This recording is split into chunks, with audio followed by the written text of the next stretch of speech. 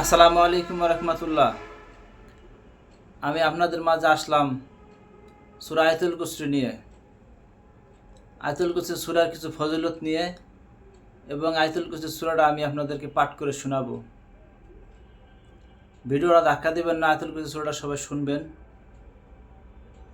শুনে মতামত জানাবেন।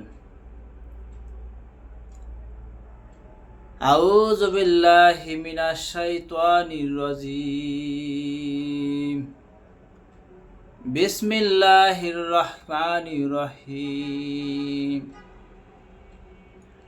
আল্লাহু লা ইলাহা ইল্লা হুয়াল হাইয়ুল কাইয়্যুম লা তাখুযুহু সিনাতু ওয়ালা নাওম লাহু মা ফিস সামাওয়াতি ওয়া মা ফিল আরদ মান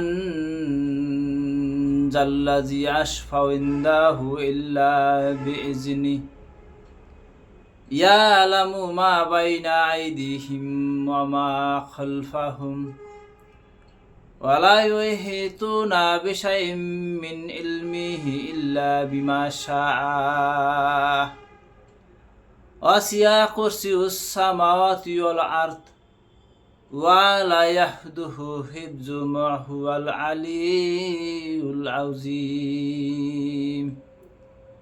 সাদাকাল্লাহুল আযীম। যদি আমার সূরাটায় ভুল ত্রুটি হয়ে থাকে ক্ষমা করবেন। আর এই আয়াতুল কুরসি সূরাটার ফজিলত কি জানেন? এটার ফজিলত হলো 5 ওয়াক্ত নামাজের পরে যে আয়াতুল কুরসি সূরা পড়বে তার মধ্যে আর জান্নাতের মধ্যে কোনো পার্থক্য নেই। তার মধ্যে আর জান্নাতের মধ্যে পার্থক্য শুধু মৃত্যু। মৃত্যু ছাড়া তার মধ্যে আর জান্নাতের মধ্যে কোনো পার্থক্য নেই। আমরা মরি না দেখে আমরা জান্নাতে যাইতে পারি না। মরার সাথে সাথে আমাদের জান্নাত। আর এই কথা আমার না, এই কথা কোরআনে লিখেছেন আল্লাহ পাকের বাণী। আল্লাহ পাকের বাণী কোরআনে লিখেছেন, ঠিক আছে? আল্লাহ পাকের বাণী কখনো মিথ্যা হতে পারে না। তাই আমরা যারা আয়াতুল কুরসি পারি 5 ওয়াক্ত নামাজের পরে পাঠ করব। আর যারা না পারি তারা খুব শীঘ্রই আমরা আয়াতুল কুরসি শিখে নেব, শিখে আয়াতুল কুরসি পাঠ করব, 5 ওয়াক্ত নামাজের পরে পড়ব। অবশ্যই পড়বেন ভাই। আয়াতুল কুরসি সূরা অনেক ফজিলত, 5 ওয়াক্ত নামাজের পরে পরে পড়বেন। এখন বুঝবেন না, বুঝবেন মরলে ভাই। মরার সঙ্গে সঙ্গে জান্নাত পাবেন যদি আয়াতুল কুরসি সূরা পাঠ করেন। তা আমার কথাবার্তা যদি ভালো লাগে, আমার কথাগুলো যদি ভালো লাগে,